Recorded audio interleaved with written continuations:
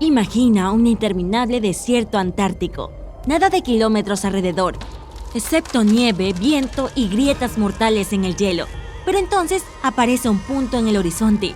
Se acerca y ves que es una figura de un hombre solitario que se tambalea a través de la ventisca. Claramente ha llegado a su límite, pero aún así sigue avanzando, tirando de un trineo con sus escasos suministros. En este momento, está buscando un lugar donde ocultar su diario para que lo encuentren más tarde. Pero todavía hay un rayo de esperanza dentro de él.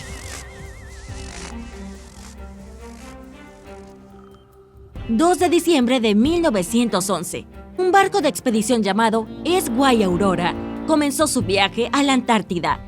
A bordo se encontraban 31 hombres liderados por Douglas Mawson, un explorador de 29 años ya conocido por sus expediciones anteriores. El equipo estaba a punto de explorar en el continente helado de la tierra de Jorge V y la tierra de Adelie, que en ese momento eran lugares en blanco en los mapas. La expedición iba a durar todo un año, pero cada miembro era un viajero experimentado y tenía experiencia de supervivencia en condiciones difíciles, por lo que Mawson confiaba en su éxito. El 8 de enero de 1912, el yate de vapor llegó a un cabo de la Antártida, que por entonces todavía no tenía nombre. En ese punto, la expedición comenzó en serio. El lugar fue apodado Cabo Denison por un importante patrocinador de la expedición, y la zona en sí se convirtió en la primera de sus pruebas. La tripulación se encontró con vientos severos que llegaban hasta 320 kilómetros por hora. Más tarde se descubrirían que el Cabo Denison es el lugar costero más ventoso del mundo y probablemente el peor lugar para acampar. Sin embargo, tuvieron éxito y la investigación comenzó. Aurora iba a regresar a buscar el equipo el 15 de enero de 1913, así que sería un año entero sin ninguna posibilidad de regresar a Australia. El equipo estableció una conexión de radio inalámbrica, la primera en la Antártida, como medio de comunicación entre las 3 bases que construyeron. Los investigadores exploraron y cartografiaron la costa, recolectaron muestras geológicas y lograron un gran progreso general. Todo iba bien hasta ese fatídico día en diciembre de 1912.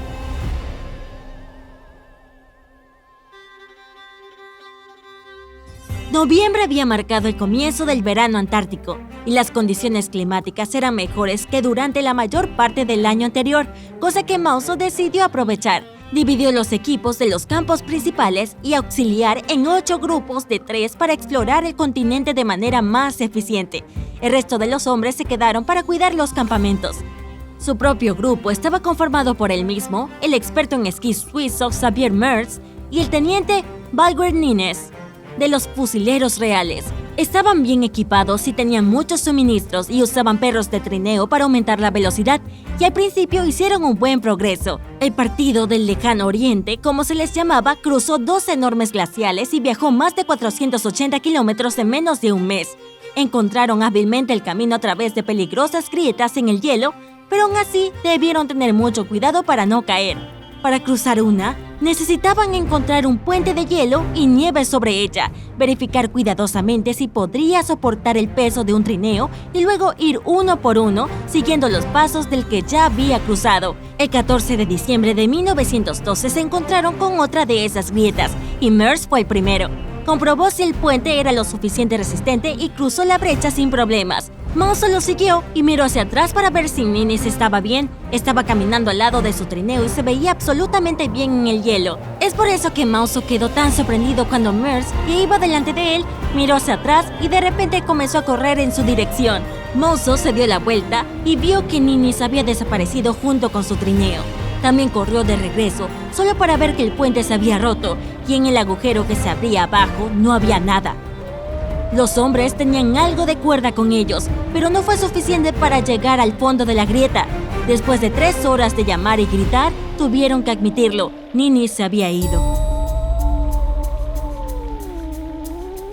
Aparte de la pérdida de un amigo y de un miembro del equipo, Mawson y Merckx se dieron cuenta de que ahora se encontraban en una situación desesperada. Dio la casualidad que Nines llevaba en la retaguardia la mayor parte de sus provisiones, su tienda de campaña y toda la comida de los perros.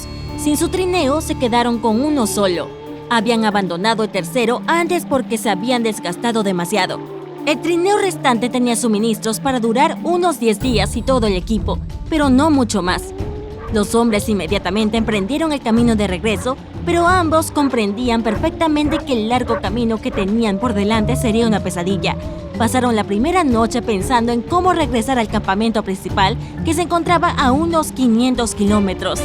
Regresaron al lugar donde estaba el trineo abandonado, se llevaron los esquís y la tapa de una carpa de repuesto para improvisar un refugio y durmieron un poco.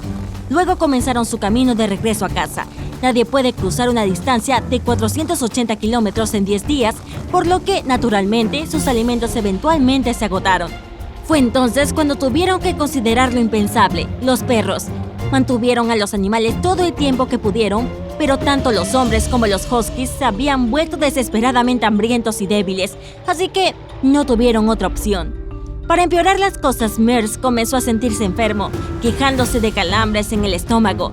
En ese momento, ya solo les quedaba un perro, así que Monson decidió aligerar el trineo.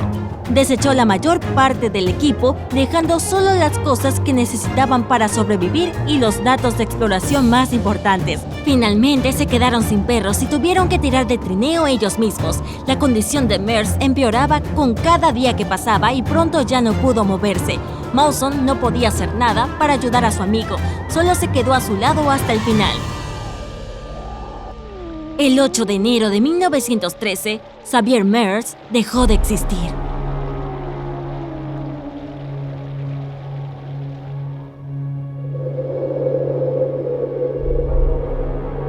Monson se quedó solo, a 160 kilómetros de distancia del campamento principal, casi sin alimentos y con severa congelación de pies y de piel. Siguió adelante nada más que por pura fuerza de voluntad. En ese momento, su deseo ni siquiera era llegar al campamento, ya que era demasiado tarde para alcanzar el barco de rescate. Solo quería encontrar un lugar donde un grupo de búsqueda futuro podría encontrar los diarios de él y de Merce. Por eso siguió tirando del trineo. Entonces, como si ya no hubiera pasado lo suficiente, se produjo otro desastre. El hielo debajo de él de repente cedió y se cayó en una grieta. Lo único que lo salvó fue el arnés. Estaba sujeto del trineo, que estaba atascado en el hielo de arriba. Agotado tanto mental como físicamente, Monson intentó subir y casi lo logró, pero en el último momento resbaló y volvió a caer. Estaba a punto de cortar el arnés y simplemente caer en el abismo, pero no lo hizo. En su lugar, se levantó de nuevo y esta vez subió al hielo de la superficie. En su diario, Monson escribió que toda su fuerza lo abandonó en cuanto logró llegar a la superficie. Simplemente se quedó allí, incapaz de moverse, hasta que de alguna manera logró llegar al trineo y desenrolló su saco de dormir para arrastrarse dentro y quedarse dormido durante horas. Luego siguió avanzando. Monson ya había perdido toda la esperanza, pero volvió a brillar otra vez cuando el 29 de enero de 1913 tropezó con un escondite de comida cubierto con un paño negro y una nota de su tripulación. Habían estado buscando a su grupo y el barco seguía esperando.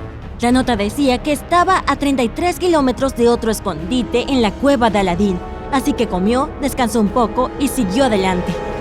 A pesar de la nutrición tan necesaria, todavía estaba muy débil y herido. Sus pies estaban terriblemente adoloridos, por lo que a Monson le tomó otros 3 días llegar a la cueva. Tuvo que quedarse allí porque afuera comenzó una ventisca, haciendo imposible bajar por la pendiente final hacia el campamento. Y finalmente, el 8 de febrero de 1913, logró salir y reunirse con 3 de sus compañeros.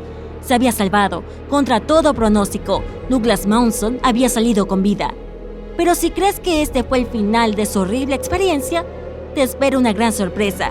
Aurora, que había estado esperando pacientemente a que regresara el partido del lejano oriente, había partido de la costa de la Antártida horas antes de que Monson apareciera. Literalmente vio sus velas a lo largo en el mar. Los 6 miembros restantes de la expedición que se ofrecieron como voluntarios para quedarse y esperar se pusieron en contacto con el barco a través de una radio inalámbrica, pero los fuertes vientos no lo dejaron regresar.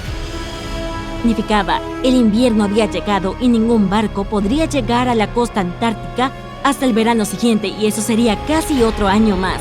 Aún así, por extraño que parezca, eso resultó incluso mejor para Douglas Monson, Como él mismo dijo más tarde, debido a su condición probablemente no habría sobrevivido a un viaje por el océano. Pero en el campamento se recuperó lentamente y junto con sus 6 hombres reunieron una gran cantidad de datos adicionales sobre la geografía y la geología del lugar. También conmemoraron a sus amigos perdidos y construyeron un memorial improvisando con un mástil de radio y una placa de madera cortada de la linterna de Xavier Merz.